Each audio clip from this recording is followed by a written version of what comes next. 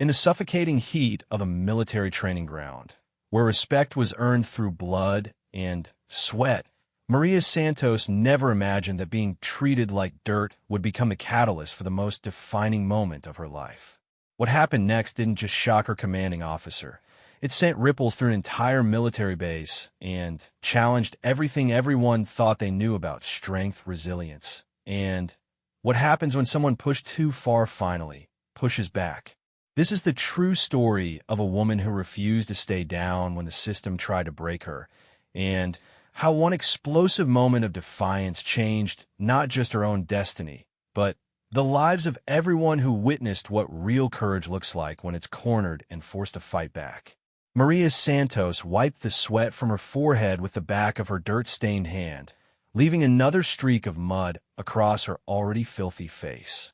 The Georgia sun beat down mercilessly on the training grounds of Fort Benning, where the temperature had already climbed past 90 degrees before 8 in the morning. Around her, other recruits moved with the same exhausted determination that had become their daily routine, but Maria could feel the weight of something different in the air today. She had been at the base for 3 months now, 3 months of proving herself over and over again in a world that seemed determined to remind her she didn't belong. At 22 years old, Maria had left behind a comfortable life in Phoenix, where she worked as a pharmacy technician and lived in a small apartment with her younger sister Carmen. The decision to enlist had not been easy, but the promise of education benefits and a chance to serve her country had outweighed the fears that kept her awake at night. From the moment she stepped off the bus at Fort Benning, Maria had felt the eyes on her, not just because she was one of only a handful of women in her unit, but because of everything else that made her different. Her accent, despite years of trying to soften it, still carried hints of her childhood in Mexico. Her last name, Santos, seemed to hang in the air whenever drill sergeants called roll. And her determination to succeed, which she wore like armor, seemed to irritate certain people more than it impressed them. Sergeant Michael Harrison had made his feelings clear from day one. A career military man with 23 years of service under his belt, Harrison had the kind of weathered face and steel-gray eyes that could make recruits feel small with just a look. He stood 6 feet 4 inches tall, with broad shoulders that filled out his uniform and hands that looked like they could crush rocks. But it wasn't his physical presence that made Maria's stomach clench every morning when she saw him approaching. It was the way he looked at her, like she was something unpleasant he had stepped in and couldn't scrape off his boot. The trouble had started small, as these things often do. Harrison would call her name with just a little too much emphasis on the vowels, drawing out each syllable in a way that made her heritage sound like an accusation. He would assign her to the most difficult details, the ones that required crawling through mud or lifting equipment that seemed designed for someone twice her size. When she completed these tasks successfully, which she always did, he would find new ways to express his disapproval. Santos, he would bark across the training yard. Your form is sloppy. Drop and give me 20. It didn't matter that her form was actually better than most of the other recruits. It didn't matter that she had scored higher on the physical fitness tests than many of the men in her unit. What mattered, in Harrison's mind, was maintaining the order of things as he understood them, and Maria's presence threatened that order in ways that went beyond military protocol. The other recruits had noticed, of course. Some, like Tommy Chan from California and Lisa Wright from Ohio, had tried to offer quiet support when they thought Harrison wasn't looking. They would help her carry equipment when his back was turned, or share their rations when he assigned her extra duties that made her miss meals. But others seemed to take Harrison's treatment of Maria as permission to express their own prejudices more openly. Brad Kowalski, a recruit from rural Alabama who spoke with a thick drawl and wore his ignorance like a badge of honor, had taken particular pleasure in making Maria's life difficult. He would accidentally bump into her during formations, causing her to stumble and earn more punishment from Harrison. He would make comments under his breath about illegals taking spots that should go to real Americans, loud enough for Maria to hear, but quiet enough that the drill sergeants could pretend not to notice. The breaking point had been building for weeks, like pressure in a steam boiler with no release valve. Every morning brought new humiliations, new challenges designed not to strengthen her, but to break her will. Harrison had a particular talent for finding the line between legitimate military discipline and outright harassment, and he danced along that line with the skill of someone who had been doing it for years. It was during the third week of October that Maria first noticed the pattern becoming more systematic.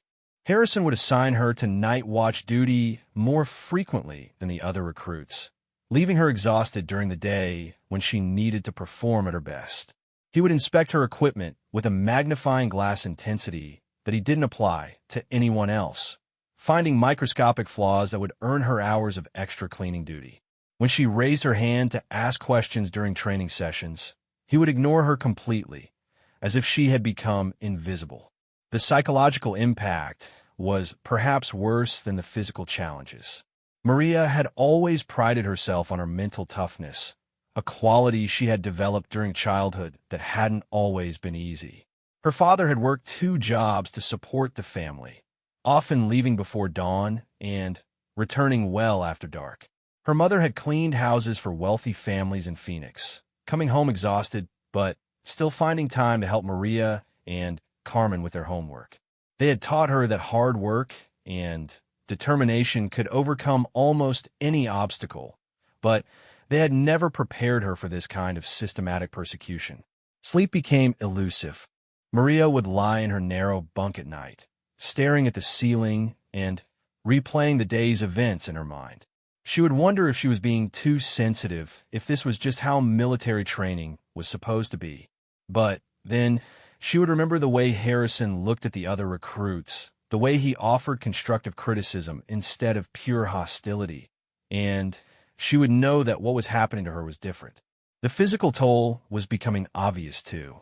Maria had always been small, standing just 5 feet 3 inches tall and weighing barely 120 pounds. But she had been strong and fast, qualities that had served her well in the early weeks of training. Now, the constant stress and lack of adequate rest were beginning to show.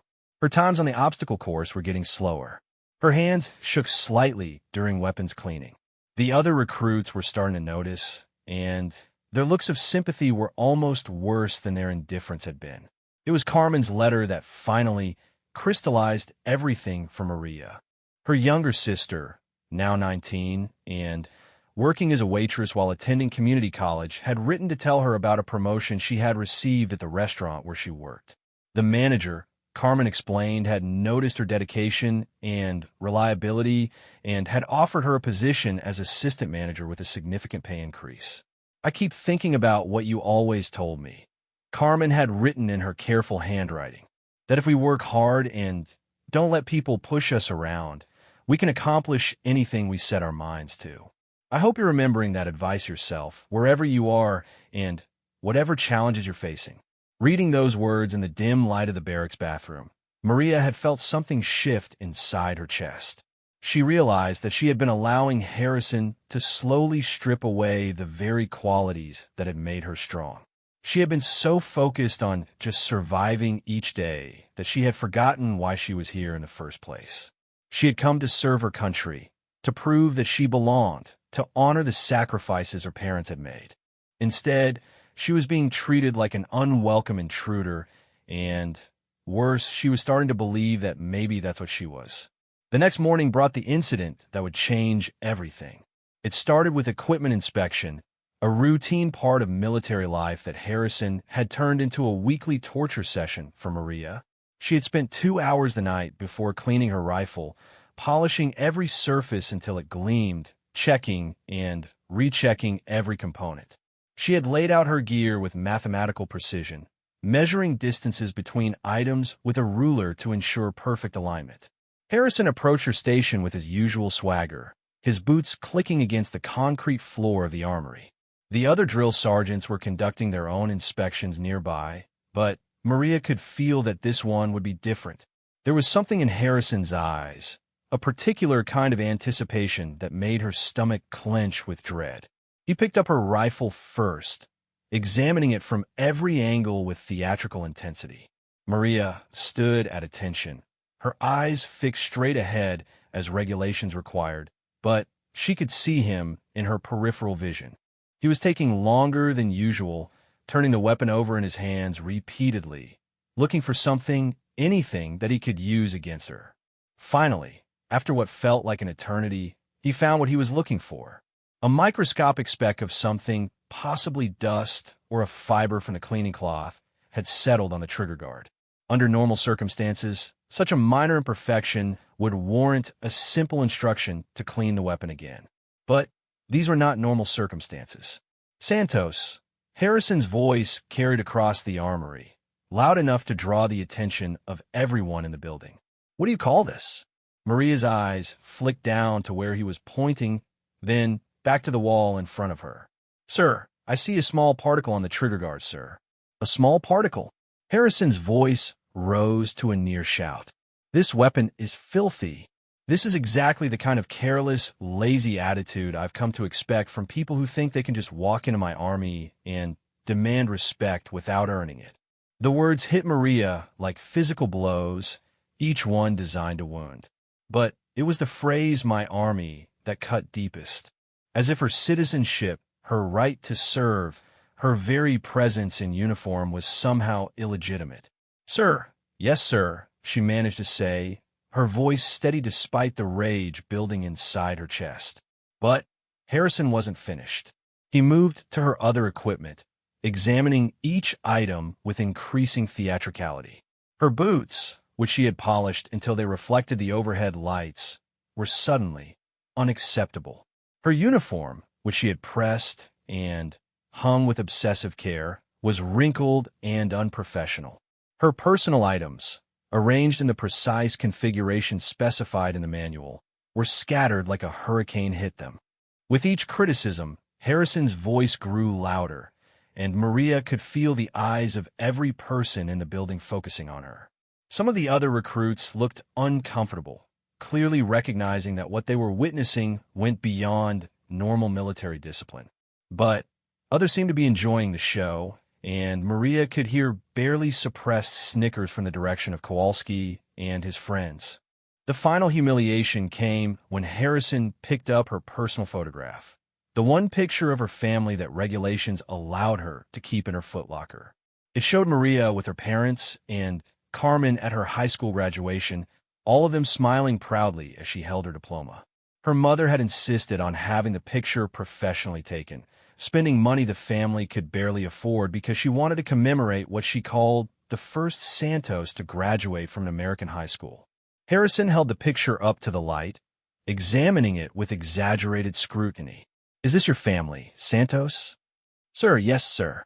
"They look—" He paused, letting the silence stretch uncomfortably foreign. The word hung in the air like a poison cloud. Maria felt her hands clench into fists at her sides, but she forced herself to remain at attention. Around the armory, conversations had stopped completely. Even the other drill sergeants had paused in their work to watch what was happening. "Sir, we are American citizens, sir," Maria said, her voice still steady but with an edge that hadn't been there before. Harrison smiled, but it wasn't a pleasant expression. It was the kind of smile a predator might wear just before striking. "Oh, I'm sure you have all the right paperwork," he said. "But paperwork doesn't make you belong here, Santos. Heart makes you belong here. Commitment makes you belong here. And I'm not seeing much evidence of either from you." That was the moment when something fundamental shifted inside Maria Santos. All the weeks of accumulated humiliation, all the nights of questioning herself, all the doubt and fear and anger crystallized into something hard and bright and unbreakable.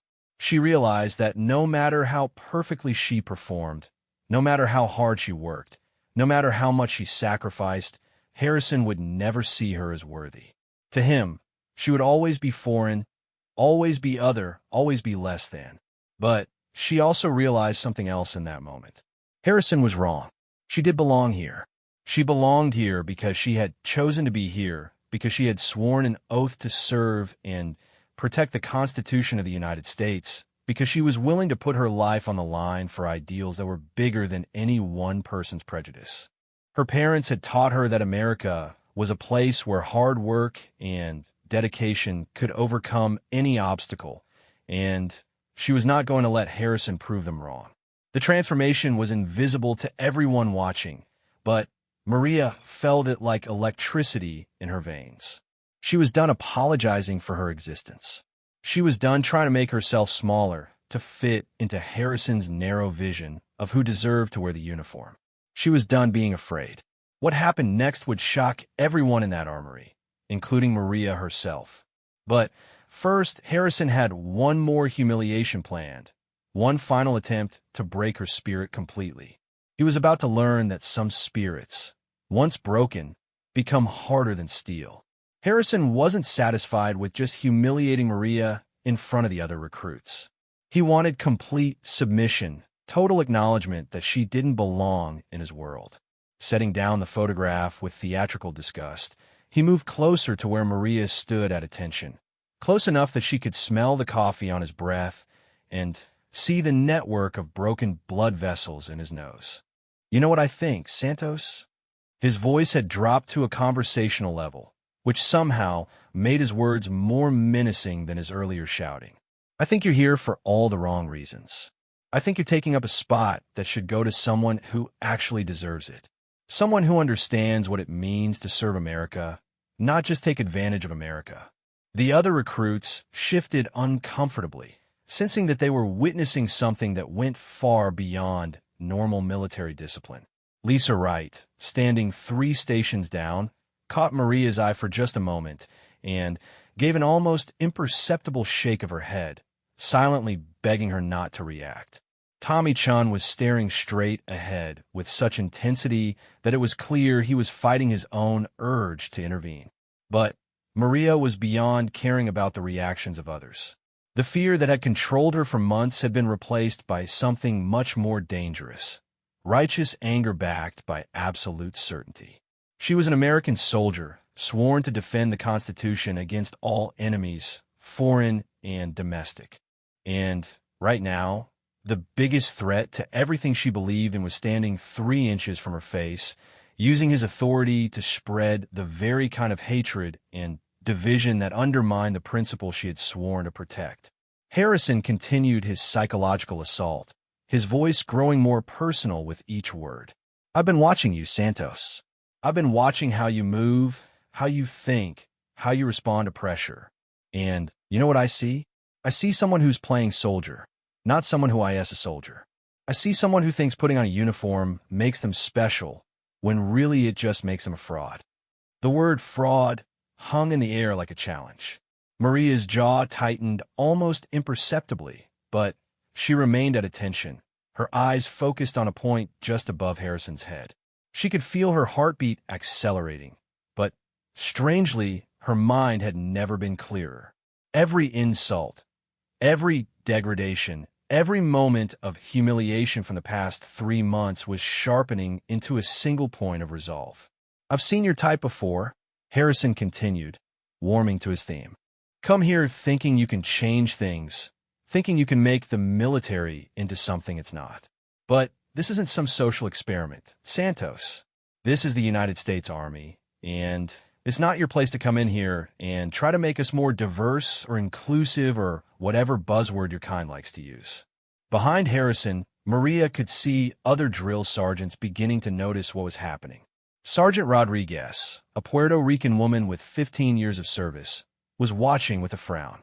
Staff Sergeant Johnson, an African-American man who had served 3 tours in Afghanistan, was moving closer with obvious concern. They were career soldiers who understood the difference between tough training and outright harassment, and what they were witnessing was clearly crossing lines that shouldn't be crossed. But Harrison was oblivious to their attention, lost in his own sense of power and righteousness. He reached out and picked up one of Maria's carefully arranged items from her display, a standard-issue compass that she had polished until it gleamed. He held it up to the light, examining it with exaggerated concern. "This is supposed to be clean?" he asked, loud enough for everyone to hear.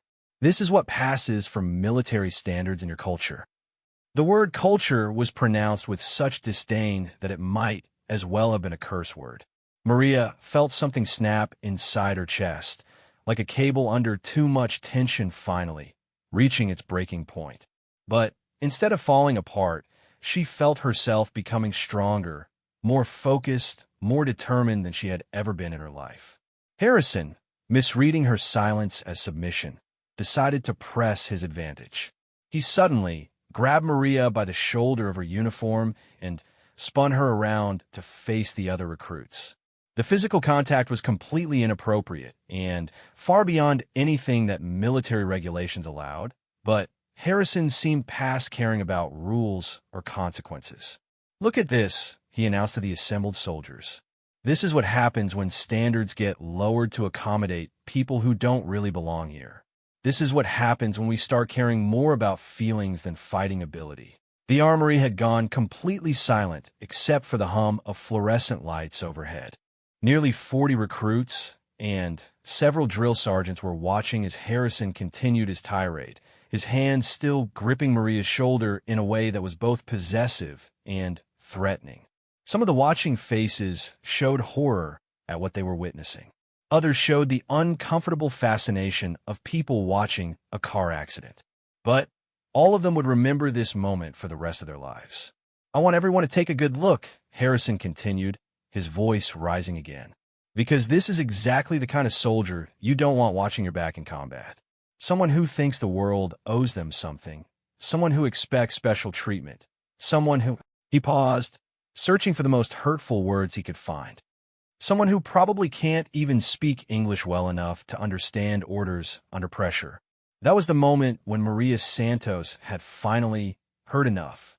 In one fluid motion, she turned in Harrison's grip and looked him directly in the eyes for the first time since the confrontation had begun. Her voice, when she spoke, was quiet but carried to every corner of the silent armory. "Sergeant Harrison," she said, her words crisp and clear, with no trace of accent or uncertainty. "I speak English perfectly well. Well enough to know that what you're doing right now violates about 6 different military regulations, 3 federal laws, and every principle that this uniform is supposed to represent." Harrison's face went red with shock and rage. In 3 months of systematically trying to break Maria down, he had never heard her speak with such authority, such confidence, such complete absence of fear. For a moment, he was too stunned to respond. Maria continued, her voice growing stronger with each word. "I also speak Spanish perfectly well, which is more than most of the soldiers in this unit can say. I can read Arabic well enough to translate intercepted communications, which might come in handy in the current global situation. I have a college degree in chemistry, which qualified me for specialized training in chemical weapons detection. I scored in the 98th percentile on every aptitude test the Army gave me, and I've exceeded the minimum standards on every physical fitness evaluation since I arrived." The grip on her shoulder loosened as Harrison stared at her in disbelief. This wasn't the broken, submissive recruit he had been systematically destroying for months. This was someone who had found her voice and wasn't afraid to use it. But most importantly, Maria continued, her voice now carrying a note of steel that made several of the listening recruits straighten unconsciously. "I took an oath to support and defend the Constitution of the United States against all enemies, foreign and domestic. And right now, Sergeant, you're making me wonder which category you fall into." The silence that followed was so complete it felt like the entire building was holding its breath. Harrison's mouth opened and closed like a fish out of water, but no words came out.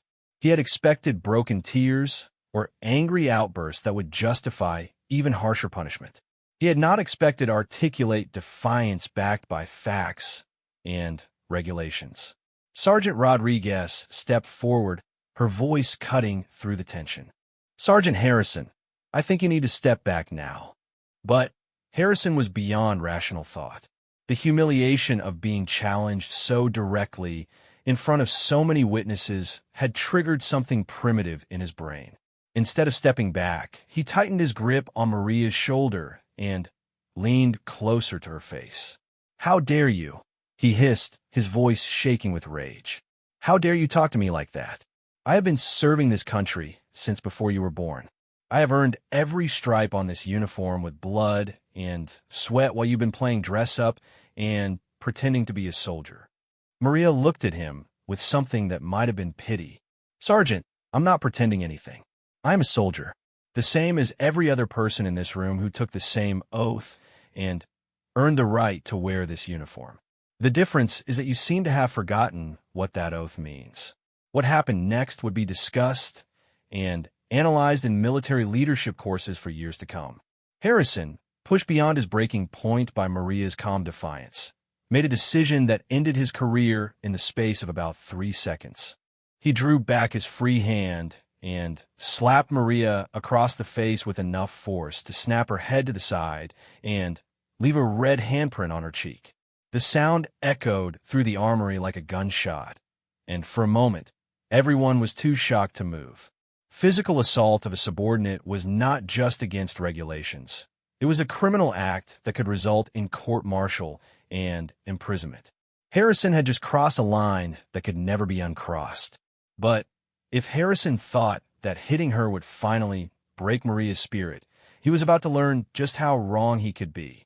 Instead of crumbling, instead of crying, instead of backing down, Maria stood even straighter and looked him directly in the eyes. "Thank you, Sergeant," she said quietly. "You just made this very simple." And then Maria Santos did something that no one in that room expected, something that would become legendary in the stories told by soldiers for decades afterward. Something that proved once and for all that some people, when pushed far enough, don't break. They transform.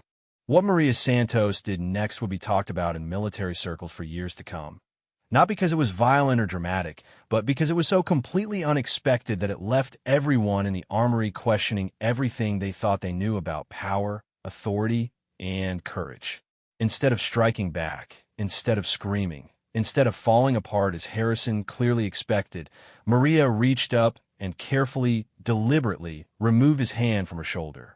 Her movements were controlled and precise, like someone defusing a bomb rather than someone in the grip of emotion.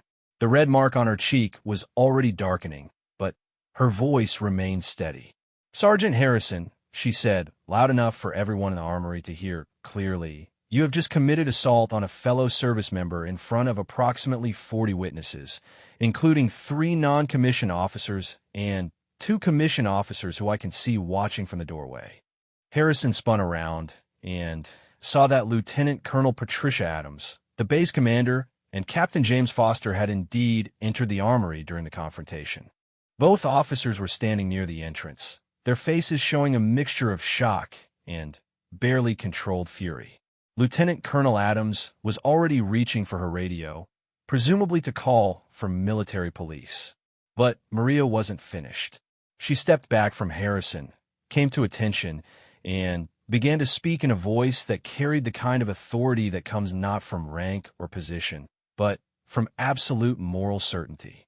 "For the record," she continued, addressing not just Harrison, but everyone in the room, "I want to state clearly that I have never requested special treatment, special accommodations, or anything other than the opportunity to serve my country with honor.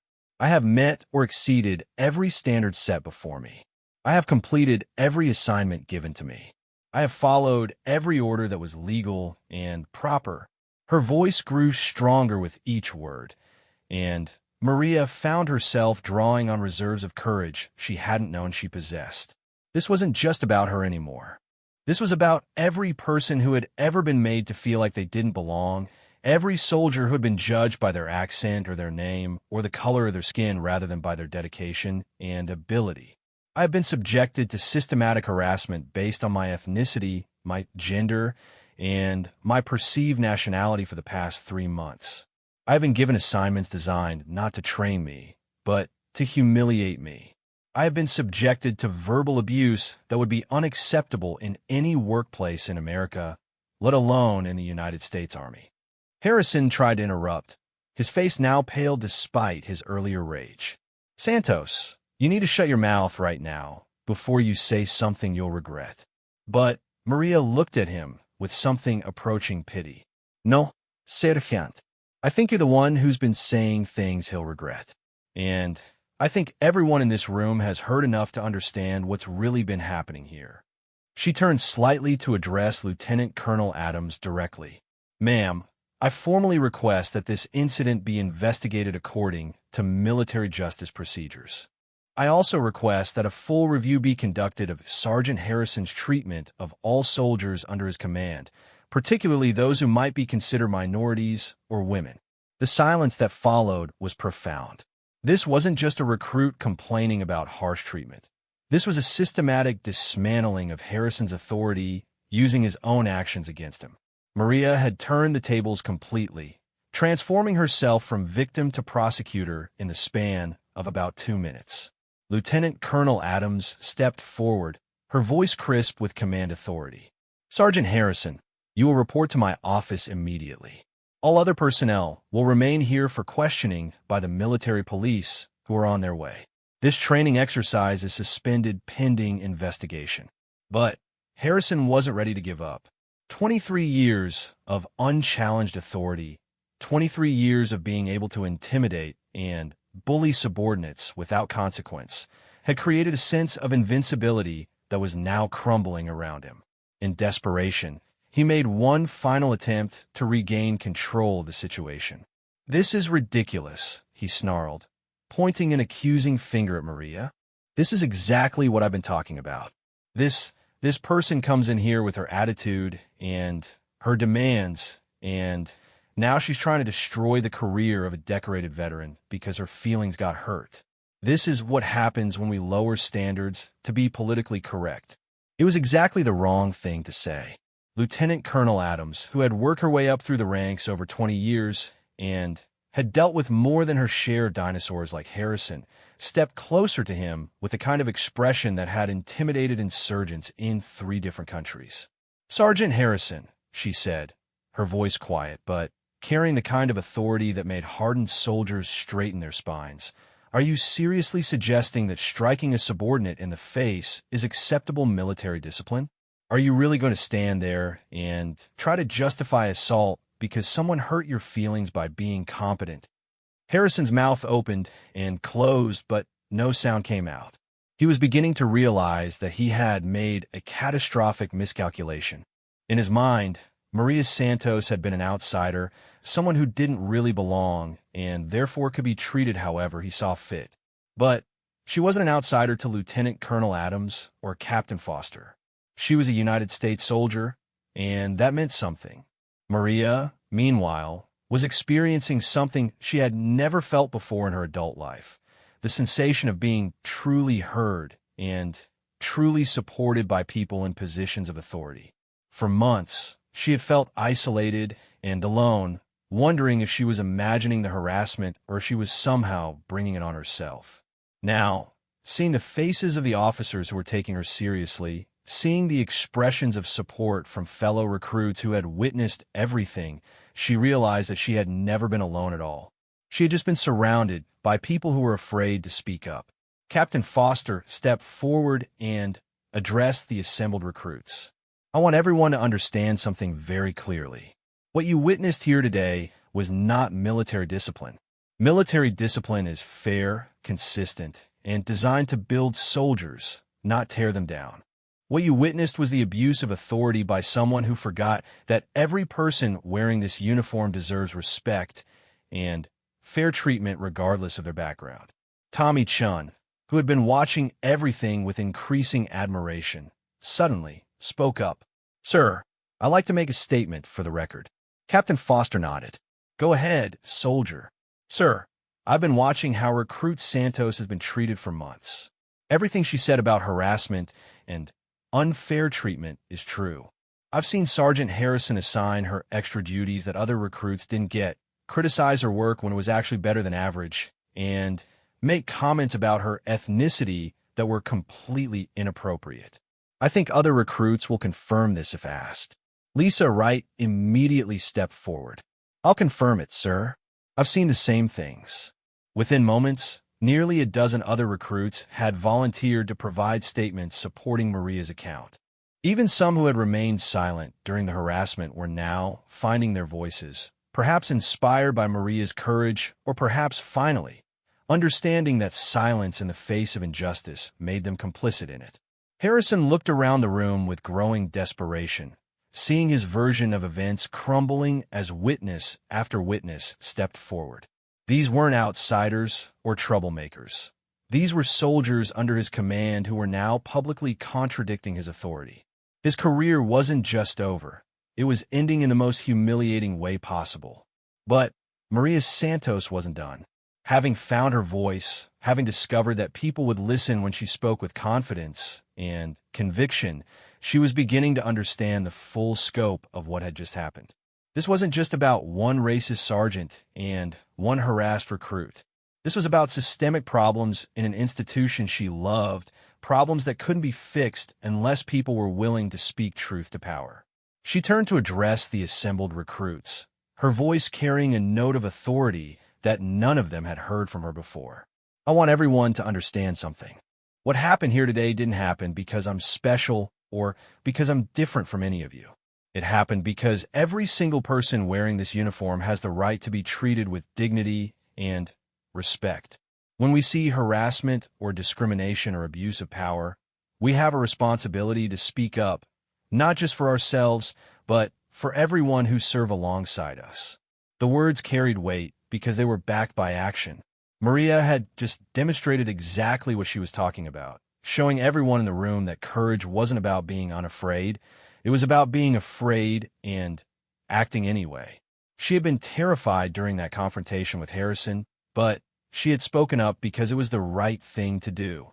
Lieutenant Colonel Adams was watching Maria with the kind of expression reserved for soldiers who had just done something exceptional under pressure. After 20 years in the military, she had seen a lot of young people crumble under much less pressure than Maria had endured. She had also seen a lot of veterans like Harrison who had forgotten that their job was to build soldiers, not break them. "Recruit Santos," she said formally. "I want you to report to my office at 1400 hours for a complete debrief on this incident and any related incidents you may have experienced. I also want you to know that this matter will be investigated thoroughly and that there will be consequences for anyone who has violated military regulations or federal law." Maria came to attention. "Yes, ma'am. Thank you, ma'am." As military police arrived to escort Harrison away and begin taking formal statements from witnesses, Maria felt something she hadn't experienced in months. Hope. Not just hope for herself, but hope for the institution she had chosen to serve. The system hadn't failed her after all. It had just been temporarily hijacked by someone who had lost sight of its core values. What she didn't know yet was that the consequences of this single moment of courage would ripple far beyond Fort Benning, far beyond her own military career, and far beyond anything she could have imagined when she made the decision to stop being afraid and start being the soldier she had always known herself to be. The investigation that followed Maria's confrontation with Sergeant Harrison became one of the most comprehensive reviews of military discipline practices in Fort Benning's recent history. What started as a simple assault case quickly expanded as more victims of Harrison's abuse came forward, encouraged by Maria's example and the administration's clear commitment to taking their complaints seriously. Within 48 hours of the armory incident, 7 other soldiers had filed formal complaints about Harrison's conduct. These weren't all recent recruits or minority soldiers. They included a decorated corporal who had served 2 tours overseas, a military police officer who had been afraid to report harassment from someone who outranked her, and even a white male recruit from Texas who had witnessed Harrison's treatment of others and felt compelled to speak up. The pattern that emerged from these testimonies painted a picture of systematic abuse that had been going on for years. Harrison had apparently operated under the assumption that certain types of soldiers were fair game for extra harassment. Women, minorities, anyone with an accent, anyone who seemed different from his narrow conception of what a soldier should look like. He had developed sophisticated techniques for staying just barely within the technical boundaries of military discipline, while creating an atmosphere of intimidation and hostility that violated every principle of military leadership. Maria found herself at the center of a whirlwind of attention that she hadn't expected and wasn't entirely comfortable with. The morning after the incident, she was awakened by a knock on her barracks door and found a reporter from the Army Times waiting to interview her about what was already being called the Fort Benning incident. She politely declined the interview, explaining that the matter was still under investigation, but she quickly realized that her story had taken on a life of its own. Lieutenant Colonel Adams called her into her office on the second day after the incident, not for interrogation, but for a conversation that would change the trajectory of Maria's military career in ways she couldn't have imagined. The base commander was a woman who had fought her own battles against discrimination and harassment during her rise through the ranks, and she recognized something special in the young soldier sitting across from her desk. "Recruit Santos," Adams began, "I've been reviewing your file, and I have to say I'm impressed by more than just your courage in standing up to Sergeant Harrison. Your test scores, your performance evaluations, your leadership potential assessments, they're all exceptional. Have you given any thought to what you want to do with your military career beyond basic training?"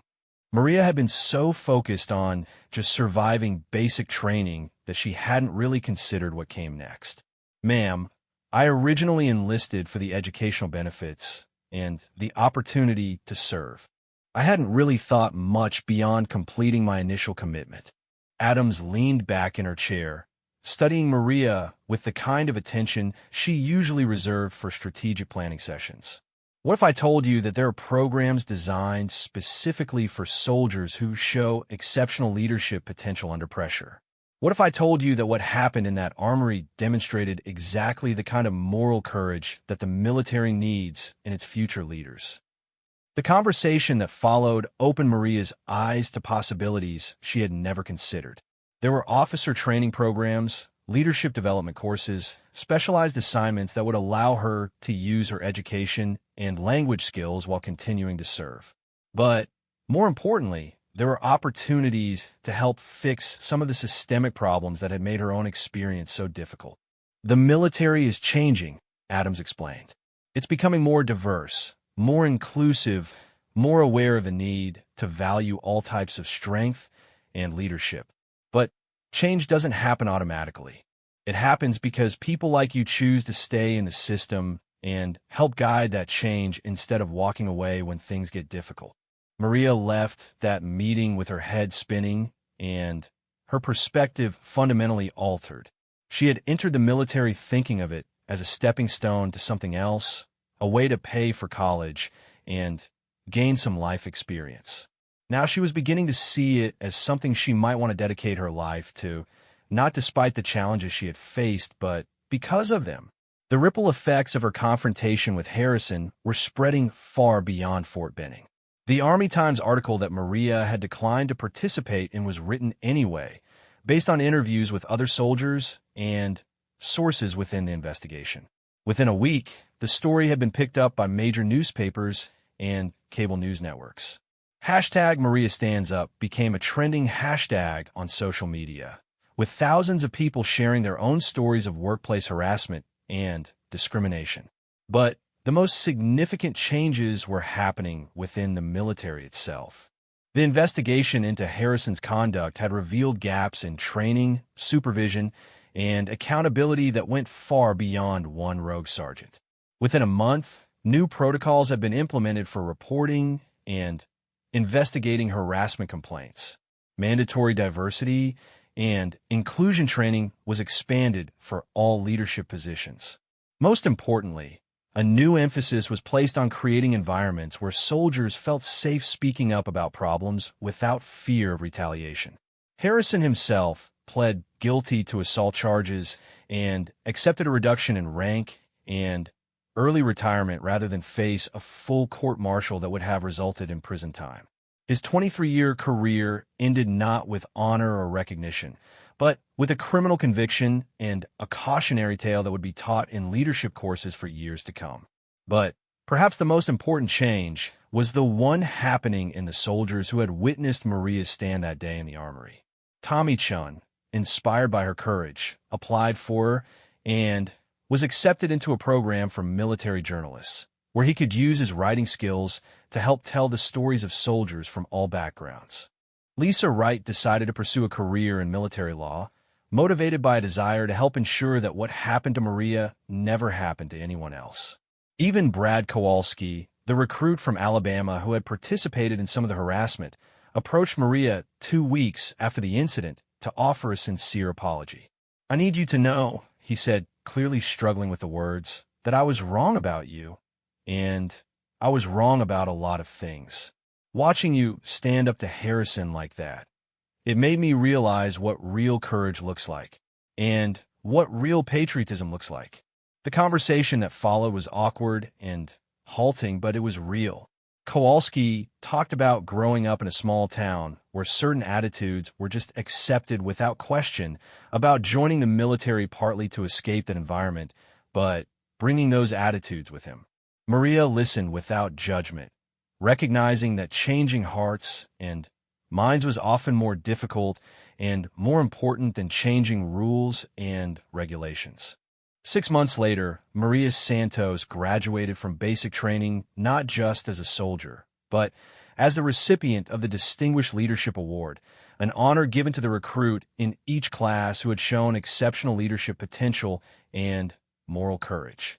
She used her graduation speech to talk about the responsibility that came with wearing the uniform, the obligation to stand up for the principles that the military was sworn to defend, and the importance of creating an environment where every soldier could serve with dignity and pride. Her parents and Carmen traveled from Phoenix to attend the graduation ceremony. Watching Maria accept her award, seeing the respect and admiration in the eyes of her fellow soldiers and commanding officers, they understood that their daughter had found her calling. This wasn't just a job or a stepping stone to something else. This was who she was meant to be. After graduation, Maria was assigned to officer candidate school, the first step in a career path that would eventually see her become one of the youngest female officers to command a combat unit. But more than that, she became known as someone who created inclusive, effective teams by recognizing and developing the potential in every soldier under her command. Years later, when Maria had achieved the rank of major and was serving as a company commander in Afghanistan, she received a letter from a young recruit who had heard her story and was struggling with his own experiences of discrimination. The recruit was gay, afraid to serve openly despite changes in military policy, and feeling isolated and unwelcome in his unit. Maria's response to that letter became the foundation for a mentorship program that paired experienced officers with soldiers facing various challenges. The program, which started at Fort Benning and eventually spread throughout the Army, was based on a simple principle. Every soldier deserves to serve with dignity, and creating that environment is not just the responsibility of commanding officers, but of every person who wears the uniform. The young recruit who had written that letter was David Kim, a computer specialist from California who had been considering leaving the military despite having valuable skills that the Army desperately needed. With Maria's mentorship and the support of the program she had created, he not only completed his service, but went on to develop cybersecurity protocols that saved countless lives and resources. When asked about the moment in that armory at Fort Benning that had started it all, Maria would often say that she didn't think of herself as particularly brave or exceptional. "I just got tired of being afraid," she would explain. "I realized that the worst thing that could happen to me wasn't getting in trouble or even getting kicked out of the military. The worst thing would be staying silent and letting that kind of behavior continue to hurt other people." But perhaps the most lasting impact of Maria's moment of courage was the change it created in military culture itself. The story became part of leadership training curricula, not as an example of how to handle problem soldiers, but as an illustration of what happened when military institutions failed to live up to their own values. It became a reminder that the real strength of the military came not from uniformity or conformity, but from the diverse talents and perspectives of everyone who chose to serve. The investigation that followed also led to broader changes in how the military recruited, trained, and promoted personnel. New emphasis was placed on cultural competency, emotional intelligence, and the ability to lead diverse teams effectively. The old model of leadership through intimidation and dominance was formally rejected in favor of approaches that recognized the complex challenges facing modern military forces. 10 years after that confrontation in the armory, Maria Santos was serving as a lieutenant colonel and was invited back to Fort Benning to speak at a ceremony dedicating a new training facility focused on leadership development and military ethics. Standing at the podium in the same building where she had once been systematically humiliated, she looked out at an audience that included new recruits, veteran officers, and civilian leaders from across the military establishment. 10 years ago, she began, I was a scared 22-year-old recruit who almost let fear and intimidation drive me out of an institution I had dreamed of serving. What I learned in this very building was that courage isn't about not being afraid. Courage is about refusing to let fear prevent you from doing what's right. The facility was named the Harrison Center, not after the sergeant who had abused his authority, but after Staff Sergeant David Harrison, an African-American soldier who had died in combat while protecting his unit in Korea. It was a deliberate choice, a statement that the military honored those who embodied its highest values, not those who betrayed them. But the real monument to Maria's courage wasn't a building or a program or an award. It was the thousands of soldiers who had been inspired by her example to speak up when they witnessed injustice, to stand up for themselves and others when faced with discrimination or abuse, and to remember that wearing the uniform meant defending principles that were bigger than any individual prejudice or fear. As Maria concluded her speech that day, she looked out at the young faces in the audience and saw the future of an institution she had chosen to dedicate her life to improving. Some of them were probably facing their own challenges, their own moments of fear and uncertainty. But because of what had happened in an armory 10 years earlier, they knew that they were not alone, that they had allies and advocates, and that courage was contagious when people chose to act on their principles instead of their fears. The story of Maria Santos had become larger than any one person or incident. It had become a reminder that sometimes the most important battles are fought not on foreign battlefields, but in the hearts and minds of people who have to choose between comfort and courage, between silence and speaking truth, between accepting the world as it is and fighting to make it what it should be. 20 years after the incident that changed everything, Colonel Maria Santos stood in her Pentagon office, reviewing a report that would have been unimaginable during her days as a terrified recruit at Fort Benning. The document detailed the success of the Military Leadership Excellence Initiative, a comprehensive program that had transformed how the armed forces approach diversity, inclusion, and leadership development across all branches of service. The numbers told a remarkable story. Reports of harassment and discrimination had dropped by 78% over the past 2 decades. Retention rates among minority and female personnel had increased dramatically. Most importantly, military effectiveness had improved across virtually every measurable metric, proving what Maria had always believed, that inclusive environments didn't weaken military units, they made them stronger. But statistics, impressive as they were, only told part of the story. The real measure of change could be seen in the faces of the young officers who now moved through the Pentagon corridors with confidence and purpose, soldiers who would never know what it felt like to be isolated and targeted simply for being different. They took for granted opportunities and support systems that had been fought for by previous generations, which was exactly as it should be. Maria's journey from terrified recruit to one of the highest-ranking Latina officers in Army history had been marked by challenges that extended far beyond that first confrontation with Sergeant Harrison. There had been deployments to Iraq and Afghanistan, where she had led troops in some of the most dangerous regions of both countries. There had been staff assignments in Washington, where she had worked on policy development and strategic planning. There had been command positions at increasingly senior levels, each one requiring her to prove herself again to new superiors, subordinates, and colleagues. But through it all, she had never forgotten the lesson learned in that armory at Fort Benning, that courage was a choice, and that choosing courage in small moments often prepared you for the larger challenges that life would inevitably bring.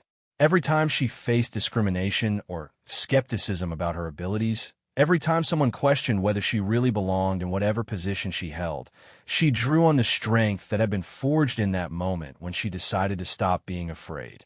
The ripple effects of her stand against Harrison had continued to spread in ways that neither she nor anyone else could have predicted.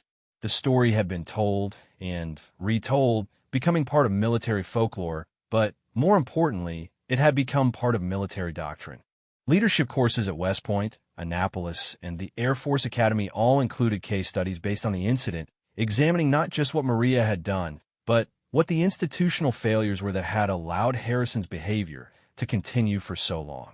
Dr. Carmen Santos Miller, Maria's younger sister, had been inspired by her sister's courage to pursue her own path of service. She had become a psychologist specializing in organizational behavior and had worked with military, corporate, and educational institutions to develop better systems for preventing and addressing harassment and discrimination. The two sisters often spoke at conferences together, presenting research that showed how inclusive leadership practices improve performance and morale across all types of organizations. The most profound validation of Maria's approach came during her command of a combat brigade in Afghanistan. Her unit, which was deliberately composed of soldiers from diverse backgrounds and specialties, achieved the highest mission success rate and the lowest casualty rate of any comparable unit in the theater. When asked about the secret to her unit's effectiveness, Maria always gave the same answer. When people feel valued and respected, when they know their contributions matter and their voices will be heard, they perform at levels they never knew were possible. The young soldiers under her command included children of immigrants, inner-city kids seeking opportunities, small-town recruits looking for adventure, college graduates paying off student loans, and career military personnel from military families going back generations. What they all shared was a sense that they were part of something larger than themselves, something that valued their individual contributions while uniting them in common purpose. Staff Sergeant Jennifer Martinez, a military policewoman from Maria's unit, later described the culture Maria had created. The colonel never made a big deal about diversity or inclusion. She just treated everyone like they belonged, like they had something valuable to contribute. When you knew she had your back, you do anything to live up to her expectations. We weren't trying to prove we deserved to be there. We were too busy being excellent soldiers. But perhaps the most meaningful recognition of Maria's impact came from an unexpected source. 5 years before her retirement, she received a letter from former Sergeant Michael Harrison, the man whose abuse had triggered her transformation from victim to advocate. Harrison, now in his 70s and living in a small town in Georgia, had written to express his remorse and to acknowledge the positive changes that had resulted from the incident that ended his military career. "I need you to know," the letter read in shaky handwriting, "that I was wrong about everything. I was wrong about you, wrong about what makes a good soldier, wrong about what America means and who gets to defend it.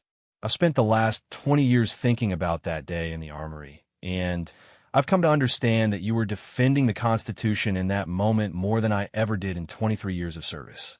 I don't expect forgiveness, and I don't deserve it. I just wanted you to know that what you did changed the military for the better, and probably changed a lot of lives for the better, including mine."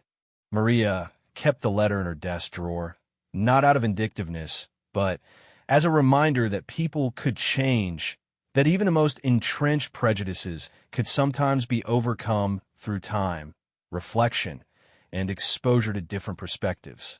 She never responded to the letter, but she was glad he had written it. It represented a kind of closure not just for their personal conflict, but for the broader struggle that the incident had come to symbolize. As her retirement ceremony approached, Maria reflected on a career that had exceeded every dream she had harbored as a young woman in Phoenix.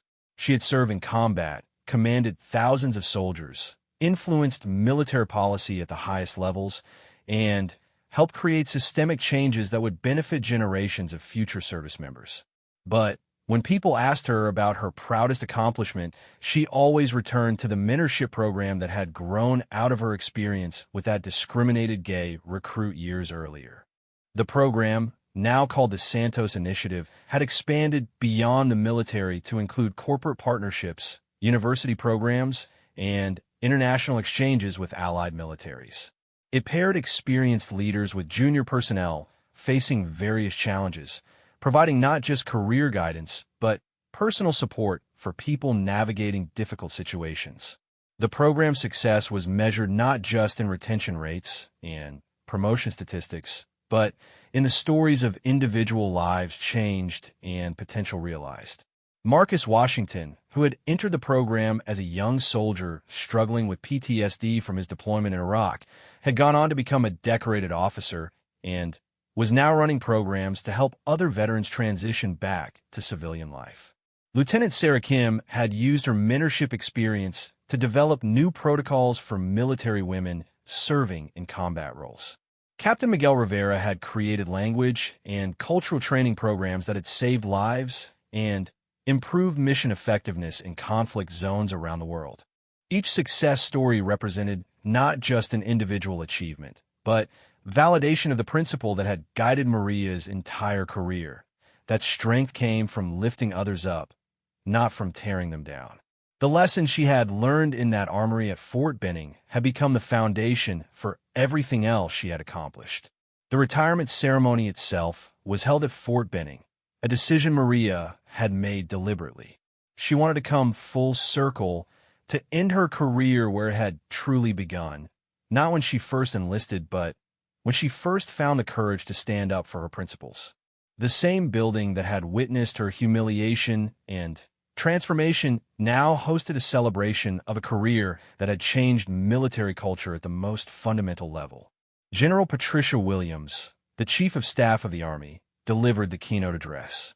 Colonel Santos represents the best of what our military can be, she said to an audience that included everyone from new recruits to retired four-star generals. She understood that true leadership isn't about commanding obedience through fear or intimidation. It's about inspiring excellence by creating environments where every person can contribute their unique strengths to our common mission. But the most moving moment of the ceremony came when Maria was presented with the Distinguished Service Cross, the Army's second highest decoration for valor. The citation didn't mention any specific battle or combat action.